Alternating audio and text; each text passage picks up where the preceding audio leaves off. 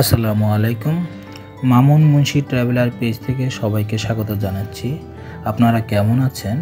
আশা করি সবাই ভালো আছেন। আমি আজ ঠাকুরগাঁও জেলার পীরগঞ্জ উপজেলার চন্দুরিয়া ইউনিয়ন পরিষদে আসছিলাম। বাংলাদেশ এবং ভারত সীমান্তে চন্দুরিয়া ইউনিয়নের যে বিখ্যাত মালটা বাগান, সেখানে আসছিলাম। এসে আমার চোখ আটকে যাচ্ছিল, তাই আমি ভিডিওটা করলাম। এখানে প্রায় 52 একর জমিতে মালটা চাষ হয় এবং দেশের মালটা চাষের সবচেয়ে বৃহত্তর বাগান বলে এটাকে আখ্যা দেওয়া হয়। এখানে বাংলাদেশি অনেক জাতের মালটা চাষ হয়, যে মালটাগুলো বাংলাদেশের অনেক অংশের চাহিদা পূরণ করে থাকে।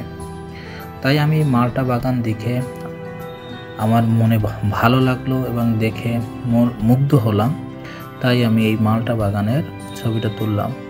মালটা দেশের একটি অর্থকারী ফল। এই ফলের মাধ্যমে দেশের চাহিদা কিছুটা হলেও পূরণ হচ্ছে। বাইরে থেকে মালটা প্রতি বছর অনেক রপ্তানি করতে হয়, সেটা কিছুটা হলেও লাঘব হয়। তাই মালটার বাগান দেখে আমার খুব ভালো লাগলো, তাই আমি আপনাদের মাঝে শেয়ার করলাম।